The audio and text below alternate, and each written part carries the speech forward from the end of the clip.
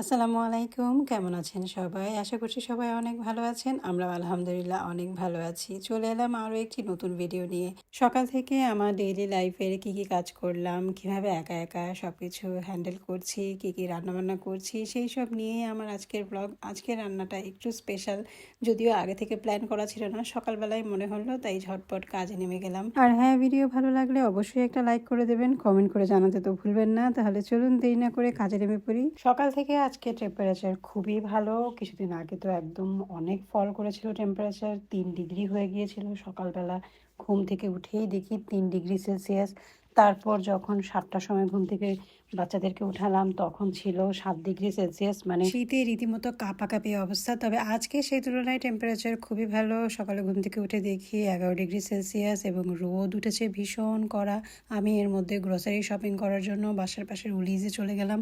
স্কুলের পাশ থেকেই চলে গেলাম, সাথে করে নিয়ে গিয়েছিলাম যাওয়ার আগে ব্যাগ, কারণ ব্যাগ দুটো নিয়ে গেলে তখন আর ওখান থেকে ব্যাগ আলাদা করে কিনতে হয় না।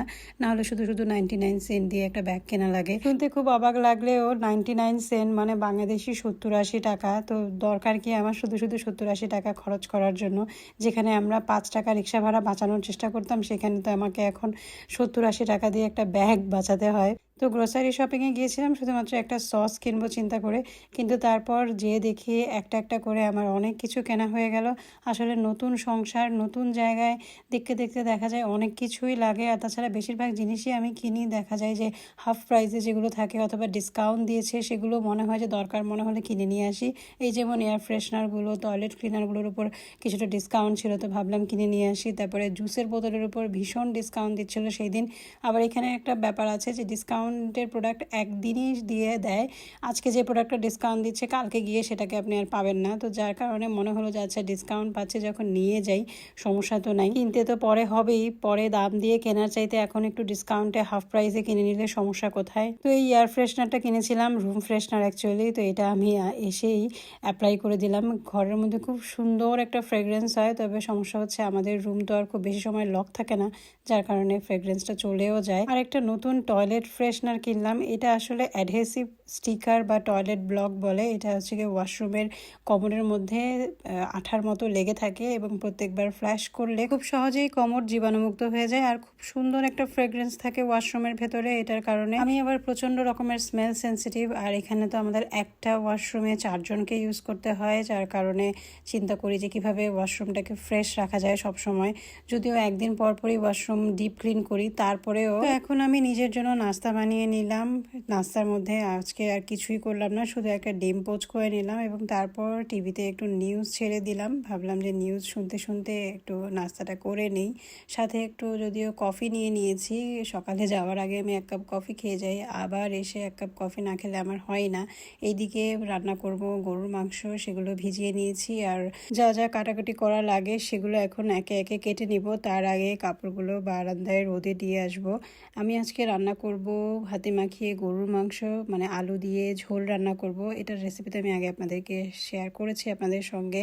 একই প্রসেসে আমি সবসময় রান্না করি, কারণ এভাবে রান্না বসিয়ে দিয়ে অন্যান্য কাজগুলো করা যায়। তো এই কারণে আমার এটা সুবিধা মনে হয়। আর মাংস ধীরে ধীরে স্লো কুকিংয়ে রান্না হলে টেস্টটাও ভালো হয়। আমি জানি না, অনেকের হয়তো দ্বিমত থাকতে পারে, কিন্তু আমি প্রথম দিক থেকে এভাবেই রান্না করি এবং আলহামদুলিল্লাহ এখন পর্যন্ত কেউ বলে নাই যে ভালো হয়নি বা এরকম কিছু। তো মাংসের ঝোল বসিয়ে দিয়ে এদিকে আমি চলে আসলাম। একে একে সব কিছু কেটে নিয়েছি। ক্যাপসিকাম কেটেছি 3 ধরনের, পেঁয়াজ একটু মোটা করে কেটেছি, আর সাথে গাজর কেটেছি। বিফ সিজলিং রান্না করব। এটা আমি বাংলাদেশে থাকতে তো অনেক খেয়েছি, কিন্তু নিজে খুব কম রান্না করেছি। আসার আগে একবার রান্না করেছিলাম, জাস্ট এটা শিখে রাখার জন্য বা নিজের মতো করে কিভাবে করব সেটা বোঝার জন্য। আর এর আগে যতবারই খেয়েছি ততবারই আমার বোন খাইয়েছে অথবা মা খাইয়েছে। তো আমি ভাবলাম যে আজকে এই রান্নাটাই করি। মাংসগুলো বেশ চাকা চাকা ছিল, দেখে লোভ লাগলো। তো মাংসগুলো ডুমো ডুমো সাইজের কেটে ওর মধ্যে একটু ডিম, সামান্য আদা রসুন বাটা আর মরিচের গুঁড়ো দিয়ে মেরিনেট করে রেখেছি। এখন একটা সস বানিয়ে নিচ্ছি, টমেটো সস, ওয়েস্টার সস আর সয়া সস দিয়ে সসটা বানিয়ে নিলাম। এর মধ্যে একটু চিলি সস দিলেও ভালো লাগবে, আমার কাছে এখন পর্যন্ত চিলি সস নাই তাই দিলাম না। তো এরপরে আমি যেটা করলাম, এই যে তেলের মধ্যে একটু রসুন এবং শুকনো লঙ্কার যে ফোড়ন দিয়েছিলাম তার মধ্যেই মাংসগুলো ছেড়ে ভাজা ভাজা করে নিচ্ছি। কিছুক্ষণ ভাজার পর এর মধ্যে প্রথমেই দিয়ে দিচ্ছি গাজর কুচিগুলো। একদম পাতলা পাতলা স্লাইস করে গাজর কেটেছিলাম। গাজর হতে যেহেতু একটু সময় লাগবে তাই গাজরটাই আগে দিয়ে দিচ্ছি। এখন গাজরকে বেশ খানিকক্ষণ সময় মাংসের সঙ্গে ভেজে নেওয়ার পর এর মধ্যে বাকি সবজিগুলো যেমন ক্যাপসিকাম এবং পেঁয়াজ ডুমো ডুমো করে কেটে নিয়েছিলাম সেগুলো দিয়ে দিলাম। এগুলো হতে যেহেতু সময় লাগবে না তাই এগুলোকে আমি পরে দিলাম। আর এরপর আমি একটু প্রায় 1 টেবিল চামচের মতো বাটার হবে সেটা দিয়ে দিয়েছি আরও কিছুক্ষণ ভাজার জন্য। মাংস কিন্তু ভাজতে ভাজতেই সেদ্ধ হয়ে যাবে যেহেতু মাংস খুব ছোট ছোট স্লাইস করে কেটে রাখা হয়েছে। এবং এর মধ্যে আমি দিয়ে দিলাম সবশেষে সসটা যেটা বানিয়ে রেখেছিলাম এবং সসটা দেওয়ার পর খুব সুন্দর করে কিছুক্ষণ ভেজে নেওয়ার পর ওর মধ্যে একটু চিনি দিয়ে দিলাম। ব্যাস এই তো রান্নাটা হয়ে গেল। খুব বেশি সময় লাগে না, ঝটপট রান্নাটা হয়ে যায়।